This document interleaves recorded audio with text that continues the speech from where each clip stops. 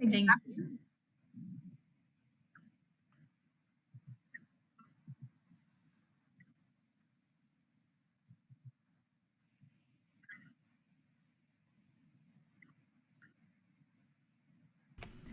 And so, Grace and Elaine, while we have you here, I wanted to touch base with you both, just see how you are. How are you ladies doing now? Grace, do you want to go first? Wants to go first? No. I am doing well. As we all know, times have changed a little bit, sort of the working from home. I think city meetings have started to meet back in person for the most part, socially distanced, and we're meeting in larger rooms and, of course, mask wearing. And so that's gone back to kind of normal. We were meeting via WebEx for City Council in a virtual format, and a lot of other public meetings were almost all of them, I guess, were meeting via WebEx or something virtual as well. But yes, so things picked back up really quickly. I think the city doesn't stop moving, as they say, just because there's a virus, and obviously there are a lot of new topics going on. But yeah, happy to jump on here. I am sad to be missing the fair. I grew up with the fair in my life, so it's a bit of a bummer, but this is good too. Elaine, how about you? How are you doing? Yeah, doing great. We've been working from home since March. So Cummins sent us home in March. And then in March, they said we'd be back in April. In April, they said we'd be back in May. And then in May, they said you'll be back in September.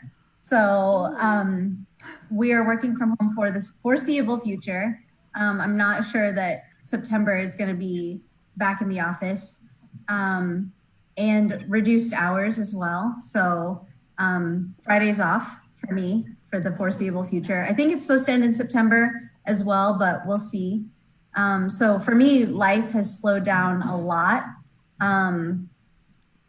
It's definitely a new pace for me, not having all the meetings all the time. We have been doing more meetings these last few months, as Grace said, but also since the weather has been nice in June and July, we were really able to have a lot of people over because we have a really big deck. So we have people over on the deck, and that's the only way I've been able to really have in-person meetings. Other than that, it's just been phone calls and Skypes and a lot of Zoom. And catching up with people that way it's really different for me because I'm used to like every day having meetings with people and like sometimes having big meetings, and now it's more like one-on-one and smaller group stuff. But I've really not, it's not been terrible for me. It's a new pace. It was an adjustment in the beginning, but now I'm starting to like really appreciate the slower pace and just like taking it sort of easy and not having something every single night and every single weekend. It's been kind of nice. So I think I'm going to be spoiled after this. That is I agree. It's definitely nice to not have quite the hectic life. In some ways, I definitely miss all the events that are happening in the city, you know, Ethnic Expo or just Pride Fest or you know, Neighbor Fest, all of these things that have been canceled. But in another sense, it also forces us to slow down a bit and have a bit more maybe of a relaxing year probably for our mental and physical well-being. Yes. Definitely. I mean, I feel like I learned this year that I'm a good cook and that I can cut hair. So those are things I never had time to do before, like cooking at home was like a luxury I didn't have really before. I was eating out all the time. So it's been fun. I've been learning new recipes and I've gained confidence in the cooking area of my life. You're going to have to share your recipes with us. Oh, yeah. Happy. That would be awesome. As I think we're all, you know, trying to cook. I know we're cooking more at home, trying to, you know, not eat out as much, especially, you know, as it got worse. When we did eat out, we tried to eat local places. We would try to find our little niche where not a lot of people were going, so we could get, you know, food quicker, and we were still supporting someone. And then it was like everyone discovered it all at once one weekend, and we were like, no. So Yeah, we've done a lot of takeout, so we'll take out, but we haven't really gone out to restaurants. Right. Because the risk is still kind of high at this point, and me being Asian, I don't know if that makes me just like more risk averse. But I just feel really, really cautious when it comes to kind of this pandemic kind of stuff. I don't want any part of it. I'll stay home. Yeah. I have no problem like staying away from all the illness and all the risk of illness, and that's just like that's not my game. Yeah, we've been bringing food home. We haven't Mhm. eaten out anywhere. Yeah. Either. Yeah, I wouldn't say I've been bad, but I've sort of measured my personal level with the risk and have eaten outside at a few times at some of the restaurants where it's, you're pretty far away from, well, more than 6, 7, 8 feet in most cases than most other patrons in some of the restaurants downtown. And the employees seem to be practicing pretty good Oh, for sure. health precautions. But it's a hard thing, I think, because everyone has different levels of comfort, and you have to respect that, but then also respect one another and their health and health risks. And I think that's something our society is struggling with. On how Yeah, I mean, I'm sure eating out is more than safe. I'm confident that it is. It's just for me, it's not for me right now. Oh no, yeah, exactly. Yeah, and sometimes even when I eat out, I'm like, oh, should I be doing this? It's such an odd, since the virus is so like, arbitrary. You're like, I don't know. We don't know very much at this point. Yeah, it's been such I think a hard thing for our society to sort of, grapple with. Obviously we all see in the news how people have very different opinions on how to view it. And so in some ways it's kind of sad and frustrating to see how it's sort of dividing us when we should be really looking out for one another and taking precautions, but it is what it is. Yeah, I think that's one of the things that's kind of bothered me is I was, I just kept thinking, well, before the virus, that one day there might be something that would be bad enough that everybody would work together on and be like, we have to be together on this and, to get through. And then you see this come up and I thought, okay, this might be that thing. And then it's clearly not.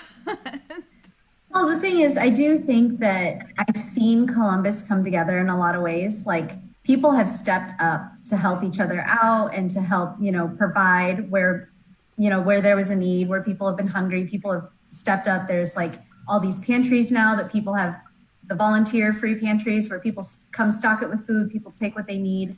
That stuff we didn't have before. I think United Way did really well with the COVID relief fund. And so that kind of stuff is pretty amazing. It's just I think we're all kind of talking about masks and how they're like politicized and like the virus is like become a political thing, which that has surprised me a lot. Yeah. Because I haven't seen that in other countries as much. And so that's kind of been disappointing. But for our community and for Columbus, I do feel like we have really come together, and I feel like people are helping where they know that, like, the restaurants are struggling. Everyone got gift cards. Everyone's getting takeout. They're doing their best, to support our local businesses and to support people who are struggling locally. Mm-hmm. So that's cool to see. That is very definitely awesome. Can you name off some of the places that are maybe, kind of reaching out right now to those who need assistance, like maybe food-wise and stuff like that? Can you think of some places that are maybe active right now with that in case people need help? Yeah, I'm trying to think. I mean, I know Gleaners was just doing the milk giveaway. There was stuff at the airport. There was things down in Seymour. I mean, I can't think of anything specifically right now. Totally got you on the spot. Grace, can you? No, it's okay. Nothing more. I think, nothing more. I mean, Love Chapel was open through everything, and they made it a really big point to stay open through all of this. While Brighter Days, the homeless shelter closed for a bit, but has now reopened. Yeah.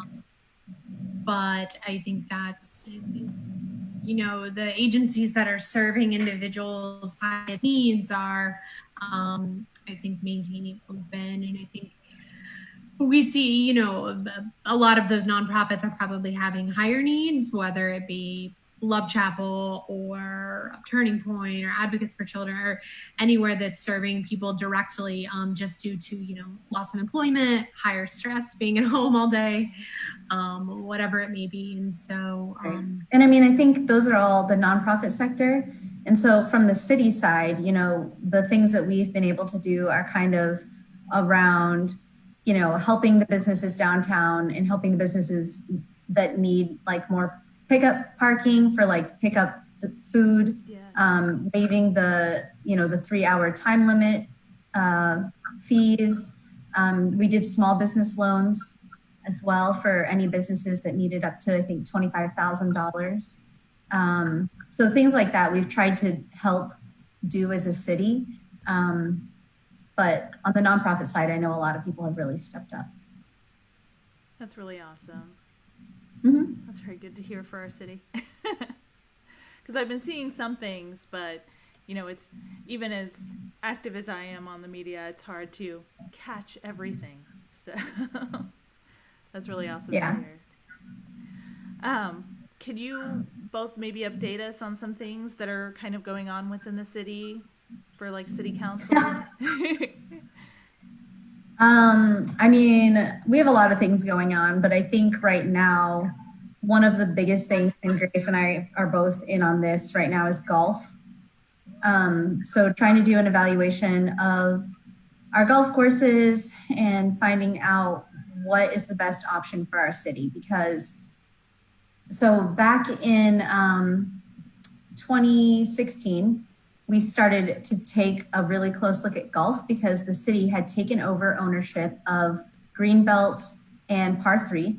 And so on a monthly basis, we were kind of reviewing the number of rounds that were played and, the different programming, foot golf, all these different things that we could do to increase the usage of Par 3 and Greenbelt. And then at the end of 3 years, so it was going to be 2016 through 2019, we were going to try to make a decision on what do we do about golf. Is this something the city should keep doing? Is it something the city should, consolidate to 1 instead of 2? What should the city do? And then the beginning of this year, as you guys probably know, the city got Otter Creek. So Cummins was, so the city has always had Otter Creek, but it was being managed under Cummins financially and management and all that stuff. And so at the beginning of this year, Cummins kind of said, okay, here you go. We're done with the golf business and the city can manage it now. So here we are, and we have 54, I think, holes of golf. So trying to figure out what is a reasonable amount of golf for a city our size and what makes sense is what we're doing right now. Wow. That would not be a decision I'd want to make myself. People are fired up about it for sure. Yeah, I've been kind of watching that going, wow, they're really passionate about golf. Yeah. I can give an update about the playground at the Commons. So that is currently still closed, but there is discussion on when that can reopen after, of course, the governor announces stage 5, which has been pushed out again, and we'll see if it's pushed out again. But the conversation is potentially if they reopen it, what that will look like, and potentially if masks will be required or not. All of that is under discussion right now, or if the Commons might provide them, or it's bring your own. So it's a lot of sort of scenarios, really just to keep everyone safe. But additionally with that, if it does open, it would only be open for a short couple weeks or a month or so, because the playground project was fully funded. Back to, our generous community, they met their fundraising goal during COVID. They started fundraising for this during COVID and met that. And then through a number of other generous donors, Heritage Fund, there's a compilation of a couple, parks sort of special project fund, and they are able to repair and renovate the playground. So because it's used so much, I didn't even realize, but there are tons and tons of kids who come visit Columbus to go to that playground from out of town. And so it's really worn down a lot more than it was intended to. And so the Lucky Climber will stay, but they'll repair it as needed. And then the structures that are on the ground level, some of those might be re-envisioned and repaired or remodeled, and it will look probably pretty different on that ground level, but that's going to start. It's on track, hopefully, to start, I think, in September, and that'll probably take until about the end of the year. And so we know that will be very difficult for people, but we're hoping that, people can, still enjoy the outdoor parks while it's warmer in fall, and then understand that it'll be a great benefit when that's completed early next year. That sounds awesome. I know my son may be a little old for it now, but my kids really have enjoyed that playground a lot, and I know I did when I was younger, so it's a great benefit for our community. It is. It's definitely one of a kind, but at the same time, it's an indoor playground, and so that makes it I mean, who knew we were going to have a pandemic, right? So that changes things. Yeah, it really does. And, during... You guys know... Sorry. During those months, people may not want to go play in the indoor, playground.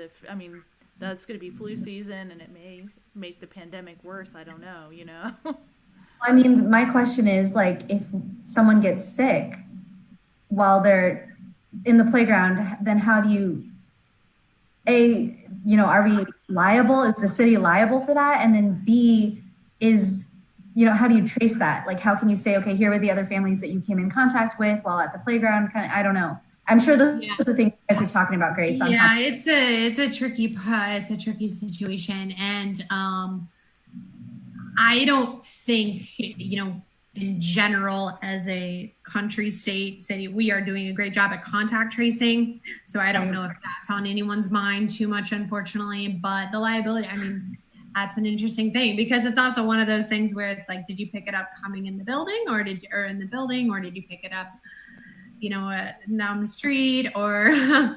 Well, the only reason why I say that actually is because I was having, I had someone over yesterday who is in HR, and they said that a Cummins employee, they were telling me about a story about, maybe it was a Cummins employee, not in Columbus, got COVID playing ice hockey at an ice rink, not in Columbus, in another city, but the ice rink was liable. I think somehow they got in trouble for being open and like people getting sick, but they had to notify everyone on that team who played ice hockey together. I'm sure, yeah. Yeah. So yeah, to be honest, I don't know the specifics of that. And I would say, like, if places are technically legally allowed to be open per the governor's order, right. I'm sure there's in the Commons just if a kid would get hurt anytime. I'm sure public buildings have issues with that all the time, right. Ultimately being liable, and you hear about crazy stories all the time. So I don't know. It's just something that occurred to me. So yeah. So I think the city's actively trying to think about that. If you come to a meeting at City Hall, you have to wear a mask and get your temperature checked when you go to the building. Don't forget, you can always view live stream all of the public meetings. So you can't directly interact, but you can see what's happening, and then have follow-up questions if you're able to the people in the room. But yeah, nothing seems to be like the ideal process and state during all this. It's like there's, unfortunately, we're kind of learning how to manage and make decisions, knowing that every stakeholder might not have the ability to come and voice their opinion or something, and because of the virus thing. So it's a hard situation, I think. Yeah. But yeah, other things on the agenda. There's some utility rates coming up. More On fun next stuff. more fun stuff. Our utilities are in dire need of some upkeep, maintenance, and fun fact, Columbus has not raised their utility rates in 20 years. I just learned that recently. I was like, wow. And they put it on us. Yeah. Do it. For whatever reason or compilation of decisions and events, that is the case. And so there will be a utility rate increase proposal, which they have to go through us as City Council, but then they also have to go through the state of Indiana to have that approved. And we are also our utility rates are basically dirt cheap compared to other cities around the state and the averages. And so some of it's, I guess, kind of catching up, but we also understand this is it's a hard time for people financially, potentially. And so again, how do we maintain some of the necessities? We all need water and sewage. Right. But we have to wash our hands. Yeah, it was a hard time to be doing this because why did we wait this long? For this increase? My question. That's frustrating for us. That it was 20 years is too long. It doesn't keep up with inflation, right? For one. No. But anyway, that's the point. I feel like it's gotten to the point where we're kind of put in an impossible situation because here we are. It's on the agenda. We really have no choice. If we want to keep up with the infrastructure, Columbus has grown so much. We need new wells. We need new pipes. Laying new water mains all through downtown Columbus. Yeah. Because we're replacing pipes that are hundreds of years old. And so I just feel like, the timing wasn't great, that it's during a pandemic. But it's also, I feel like we're in a situation where we really don't have a choice. Right. I thought it was really helpful when it was being described to us during the meeting that they showed the graphs and showed where Columbus was compared to other people, and Yes. That we hadn't had that rate increase for so long. And I was like, I understand it's a hard time to tell anybody you need more money from them, but maybe seeing something like that would maybe kind of help smooth that along. Sure. I don't know, but all I do know is when I met with City Utilities, so I did a quick tour of all of the water facilities, from the testing facility to the water treatment plant to the wastewater treatment plant. And I feel like we really take for granted the fact that we can turn on the faucet and we can drink the water that comes out of the tap without having to worry about it. And that, when we flush the toilet or when we take a shower, we really don't have to worry about what happens to that water either. And there's a lot that goes on to make that safe and to dispose of it properly. It is not a simple process to clean that water. And not only that, but, we have reserves. We have a huge reserve of water. But if at any time something were to happen, that reserve would last us a week or something, and something along those lines, a week or two. And, people really take that for granted, because if something were to happen and we had a water crisis of some sort, I think people would be a lot more upset than, I don't know how many people would be able to make it, right? If we didn't have water just able to turn on and have clean water that you can drink or shower in, right? You don't even have to discriminate between the two, which in other countries, there's a difference. And then you have to reuse your water that you washed your hands in, and, things like that, that we don't really have to worry about. So yeah, that makes it's again, that's how I justify it to myself, is okay, we're very fortunate that we can turn on the tap. I can just drink the water. I don't have to put it through a filter. And I know that it's going to be safe, so. Right. Yeah. Yeah. Just not easy decisions to make, I'm sure. Yeah. But that's why we were here. Exactly. That's why Grace and I. And that's why we appreciate you doing that.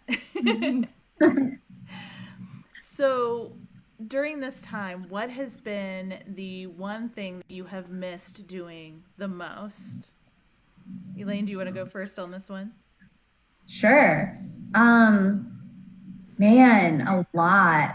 But the one thing I would say is it's really hard for me not to hug people. So every time someone comes over or every time I see someone, and you can't even shake their hand. So it's like, I feel rude. Not being able to hug someone and not being able to like shake their hand and give like the greeting. And like not going into other people's homes and having people in my home is, yeah, that kind of stuff. Just the things that feel normal, like, right. Having people over and, I don't know, that kind of stuff. Yeah. Yeah, absolutely. And I think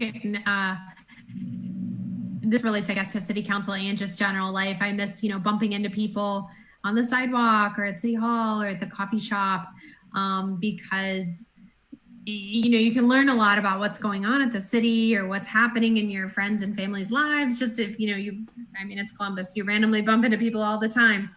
And I think I took for granted how it's like, I got through those interactions and learned about what was happening. And now you have to, try a little harder to reach out and but I definitely miss those random encounters. Yes, the socializing is missing. That is very hard. Like, I haven't seen you both in like forever, it feels like. Yeah, it's weird. Like the golf public session was the biggest like meeting, I guess, that I've been to in a long time where you actually got to like see people and talk to people.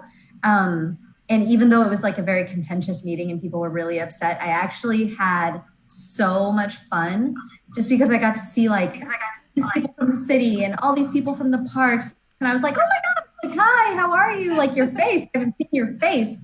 It's crazy. It was weird, but I was like very energized from it. Like when I left, I was like, wow, that was so fun. Like, people. Yeah. And like people may have been, upset, but you know what? We got to see each other. I know. That's what I felt like. Oh, yeah. I've had a couple things that I know that I've gone to, and those moments where you do hug each other and then you're like, oh, or like touch someone and, oh, I shouldn't have touched you, I'm so sorry. Sorry. Sanitizer. And then you're like, oh, I didn't mean to upset you, or but that's just how we normally are. But yeah, it's so very hard. It's a new normal. Yes. And when things finally do get back to somewhat normal, I don't know that we'll ever be normal, but mostly normal.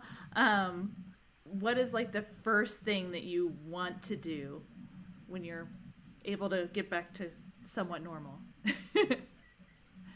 Grace, travel on an airplane.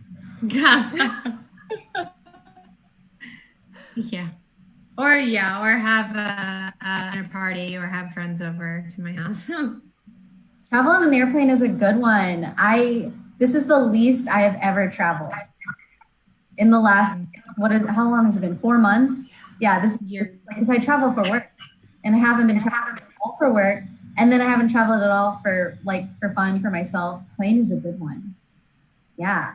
And like just going out for brunch at a crowded restaurant, like a popular restaurant, and just going, sitting really close to other people that you don't know. Yeah, I think that's, or like being able to experience a city.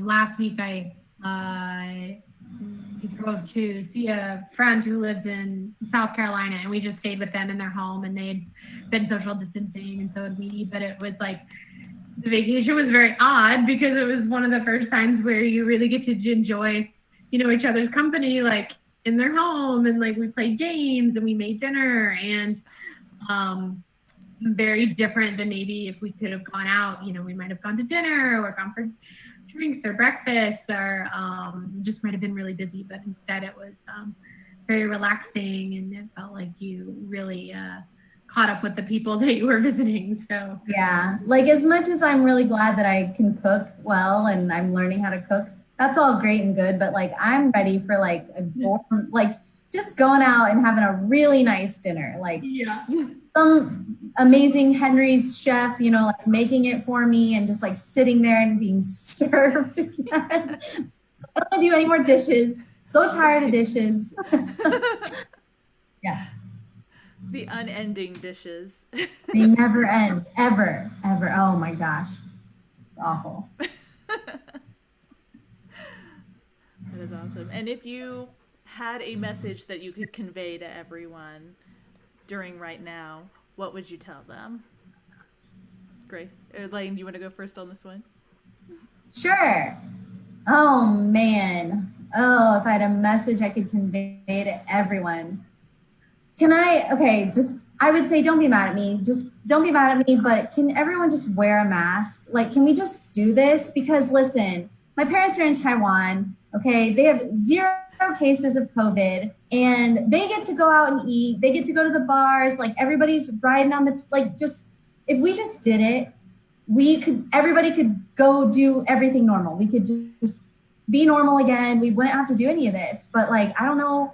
People are going to be so mad that I said that. Like, and I don't understand that really because just being Asian, that's a very like normal thing. Like everyone just does it and then their cases go down to 0. Taiwan had 0 cases for like multiple weeks consecutively. And now the only new cases they have are from foreign people coming in. Oh, wow. They have to quarantine, so it's not like it spreads. So, I mean, and I get all these pictures from my parents of like them hanging out with their friends and going to restaurants and they have big gatherings and like, we don't get to do any of that for one.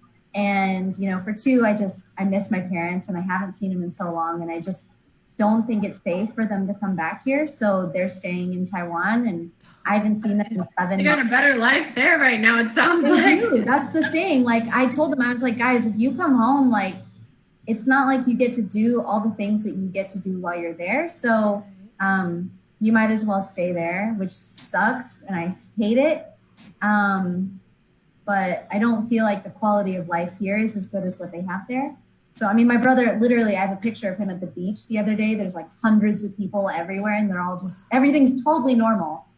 There's no COVID. Right. Of course, there's other illnesses and there's other things you can get, but COVID is really contagious and it's really serious. And I just don't understand how that became like, I'm going to get, a lot of people are going to be really mad at me for saying that, but I just don't know how it became this like political thing. It's not a hoax. I don't know what to say about that. No, I agree with you, Elaine. I think it's something where there are a lot of things that are morally in our society or that are laws in our society to protect us and keep us safe. And whether they're there, whatever reason they're there, we wear our seatbelts. And why do we do that? To keep us safe. And we know that if we don't wear them, they won't keep us safe. And obviously we know masks aren't 100% preventative, but we've seen lots and lots of data and studies that show they are very, very, very useful. And so I think that it's, whether I'm sick or anyone else is sick, I think it's our responsibility to, care for our neighbors in that sense by wearing a mask. And, if we might be asymptomatic or something like that. And don't think it's... Well, they're effective if everyone wears them. Right. Yeah, well, yes. They're the most effective when everyone wears them. Yeah, it's not just about like it. We don't have to get into the whole thing. It's just no. I think it just really comes down to I think like you said, a lot of I've seen a lot of other countries be really successful in overcoming COVID, and some of the things they're doing are wearing masks, and I think that's probably the number one thing they're doing.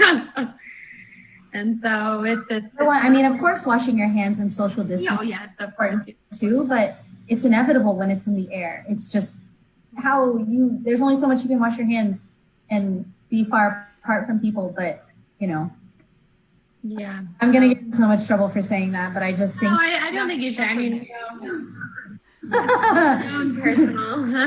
personal belief.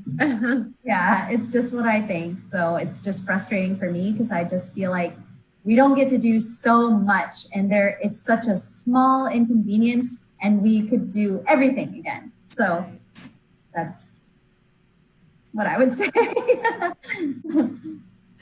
Mm-hmm. What about you, Grace? And yeah, and then I think, you know, this too will pass, as they say, but it'll pass faster if we wear masks. I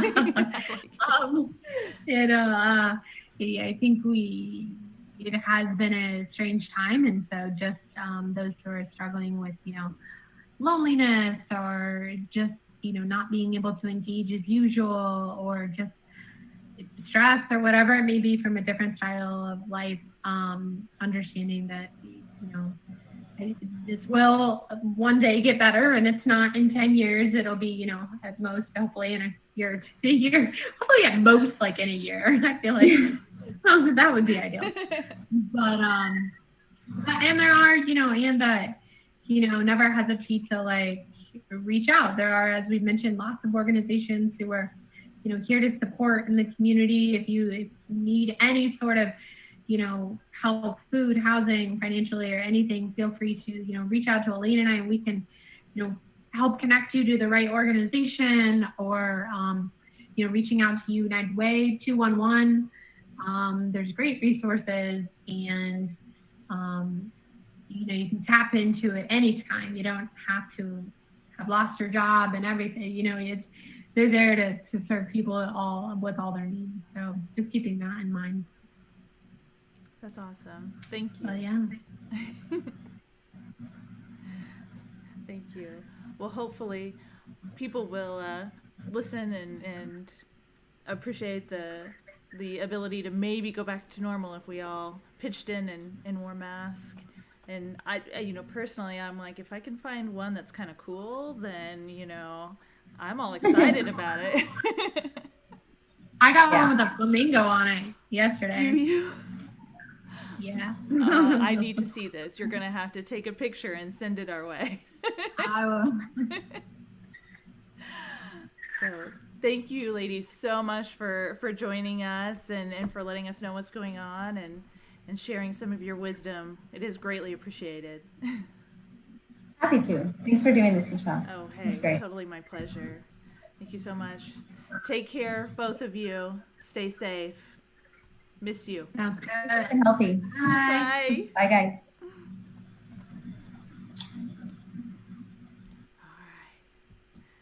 All right. So everyone, please wear your mask so we can get back to doing normal things. Now we have a couple of artists today that we're going to play music for us. We have some songs from Zoe Tucker, and then a special song written and performed by Dan Fleming. So we will go ahead and switch to that now. Enjoy.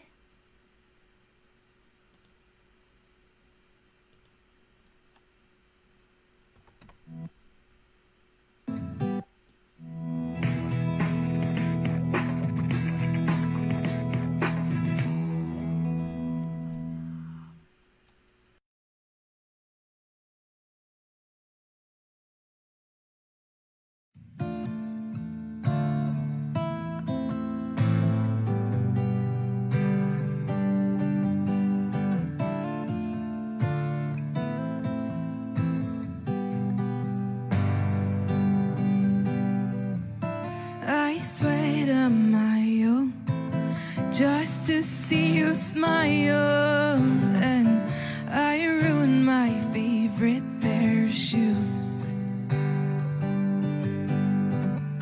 I filled a raft with cigarette butts and lighters, so you'd know what I left behind for you.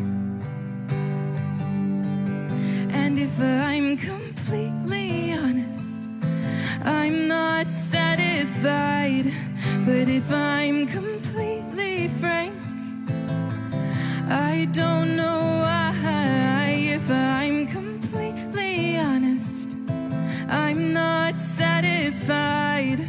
But if I'm completely frank, I don't know why. Oh, who's in charge of the bird that flies? What's gonna happen when people die? You told me that I'm beautiful inside, but I'm not satisfied. Oh, who's in charge of the bird that flies? What's gonna happen when people die? You told me that I'm beautiful inside, but I'm not satisfied. Oh, I found broken pieces of what you left behind. And I'm not talking to my lovers, I'm talking to my mind. Oh, it's complicated chaos.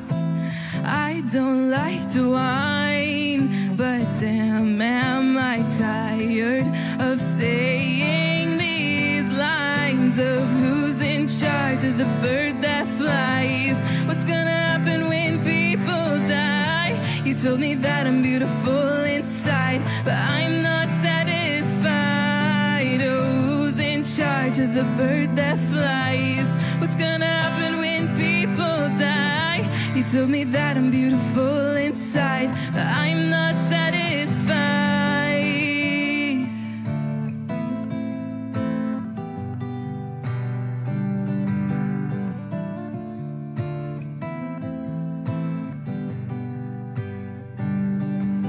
If he can summon warriors, then where the hell is mine?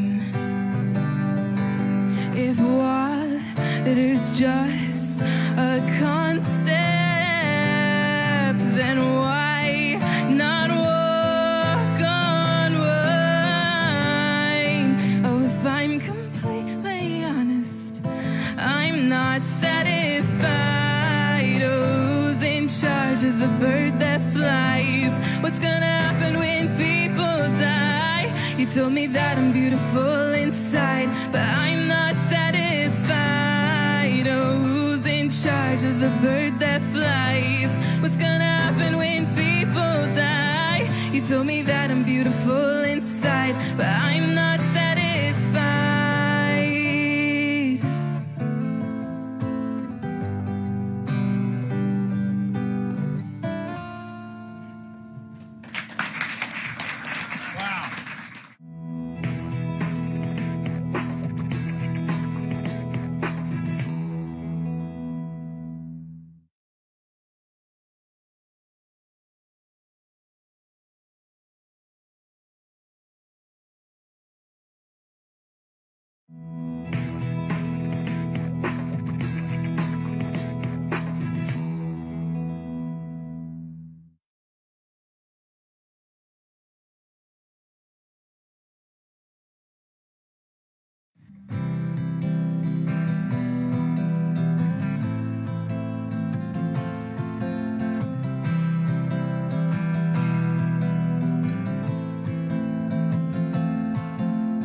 Now's not the time to roll down my windows, feel the cold hard air flow through my nose. I know I got my backseats wet, but when is the time to let my hair up? Show everybody that I'm not so made up. That's not what I'm trying to tell you now. 'Cause I'm not looking for money, I'm not needing somebody, I'm not feeding my boredom, I'm just looking for freedom. I'm not looking for money, I'm not needing somebody, I'm not feeding my boredom, I'm just looking for freedom. Grab my guitar and I walk out my front door. Never really wondered what I was here for, but the older I got, the more I try to fight it. When I see people with beauty and talent, I hold up my hand, pretend I'm about it, but I'm jealous. Have they found it? But I'm not looking for money. I'm not needing somebody. I'm not feeding my boredom. I'm just looking for freedom. I'm not looking for money. I'm not needing somebody. I'm not feeding my boredom. I'm just looking for freedom. Looking for freedom. Looking for freedom.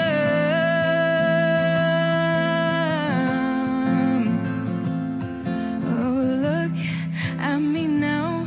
Oh, I think that I found it. Oh, look at me now. Oh, I think that I found it. Oh, look at me now.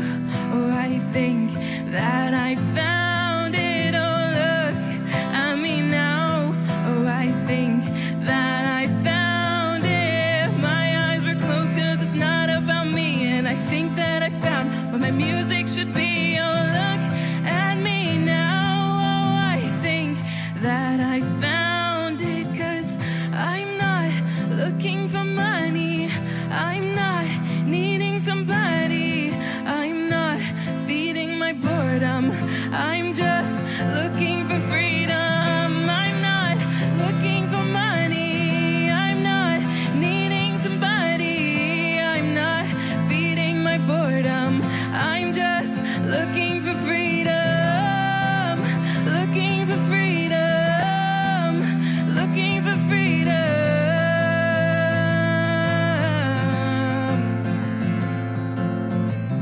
I'm not looking for money. I'm not needing somebody. I'm not feeding my boredom.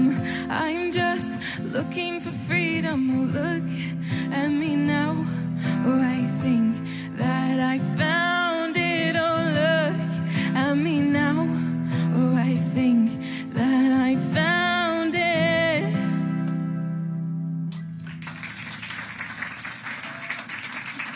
Thank you.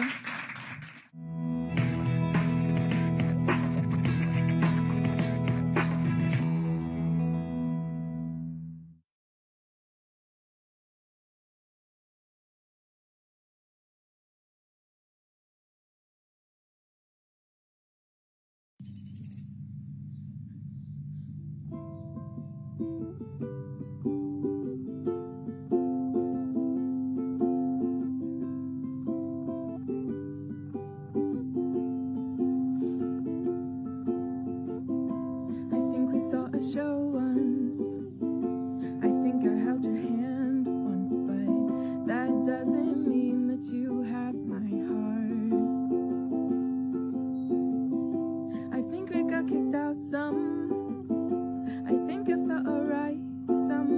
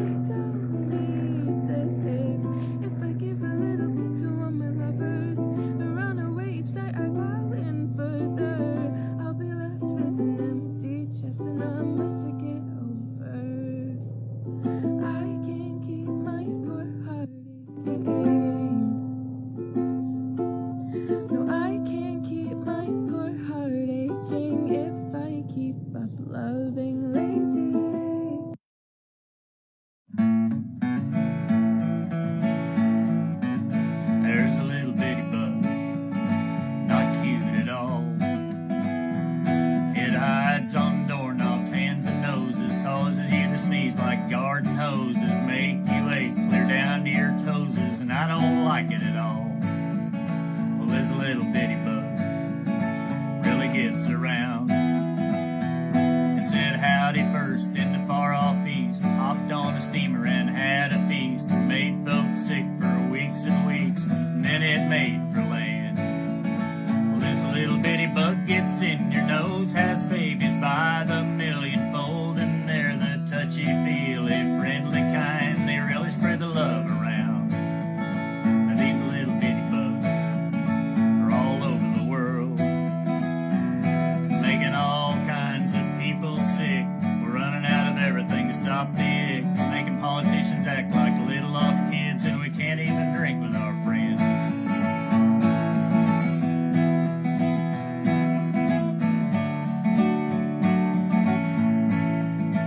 These little bitty bugs are teaching us a lesson, 'cause we can all get sick, you know, 'cause we're all the same, and so where's the good in judging another foe, and we ought to know better. So what's the use in pointing your finger, 'cause like they say, we're all in this together. Spend your energy doing what you can to help out your fellow man. So have a little faith, we all got it tough. Just look around, there's things that's worse. You could be employed as an ER nurse, you could be laid off with an empty purse, and then again, maybe you are. So no matter your place or the spot you're in, know that sooner or later we're gonna win. We care about you and you care about others. We'll see you on the other side.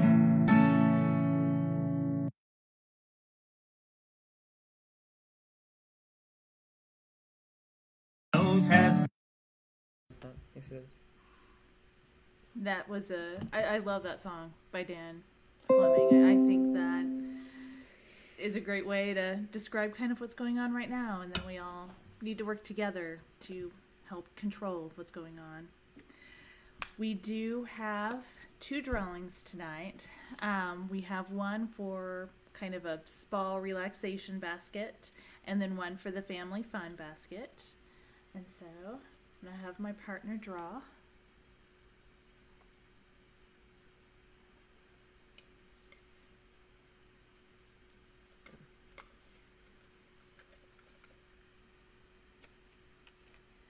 So for the relaxation basket, we have Jessica Hendry. Congratulations, Jessica. And then for the family fun basket,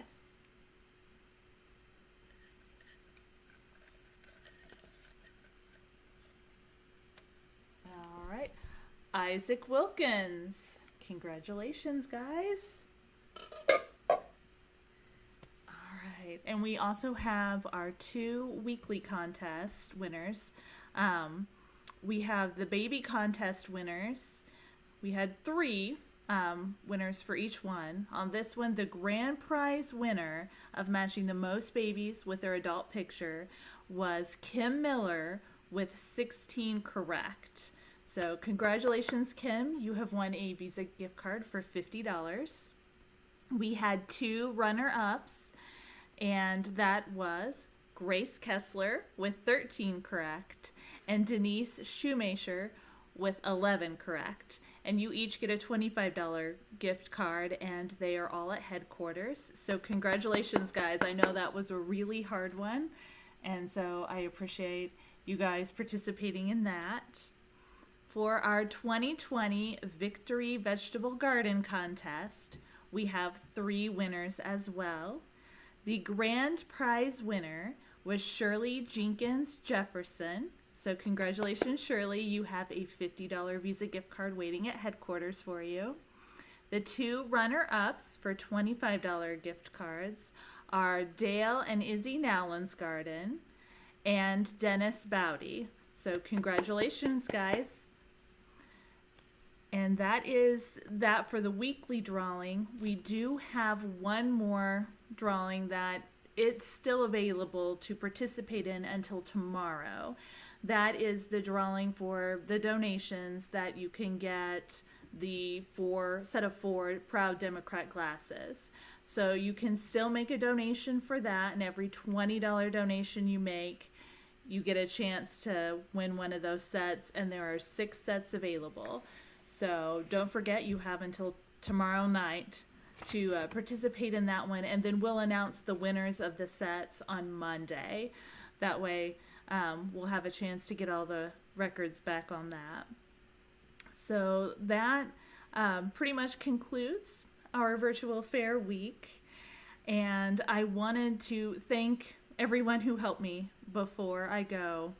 I wanted to thank the Democratic Party's Central Committee, who said, hey, let's run with this idea and let us try it out. Without them, this wouldn't have happened. Wanted to thank the Fair Committee, who helped get everything together this week. Thank the Bartholomew County Democratic Women for putting all the wonderful gift baskets together. A special thanks to Sharon Craig for helping me get all the communication out for this week. Without you, I don't know that everyone would have gotten all the news. I wanted to thank Dell Nowlin and Zach Ellison for contributing the Proud Democrat glasses. Christina Bailey for the jewelry that she added to the baskets. Wanted to thank our local artist, Reuben Guthrie, Grace Hersler, Zoe Tucker, and Isaac Wilkins for contributing their art to our virtual fair. Wanted to thank all the candidates, Janine Lee Lake, Cindy Worth, Dale Nowlin, Tiffany Bosley, and Elisa Humes for joining me and letting me ask them questions this week. Also want to give a special thanks to the City Councilors, Elaine and Grace, that joined me tonight, and Tom, who was going to try and wasn't able to. Also want to thank my children, Ethan Carr, who's behind the scenes and who has been, who has been helping me do this every night. Without him being my tech guy, this wouldn't have happened. My daughter Alexis for joining me on Kids Night. And a special shout out to everyone who gave me content to share this week. Your art, your recipes, your memories of the fair. Without you submitting things, this wouldn't have been possible. And I really enjoyed being able to share all the things that you gave us to share and helping to highlight the Democrats within our community. And I'd like to also thank everyone who has been watching and participating in the contest and sharing things and liking and loving. Like, without you, none of this would have been possible at all. So we greatly appreciate all of you. Thank you to everyone who helped make this possible. Please be safe, everyone, and take care.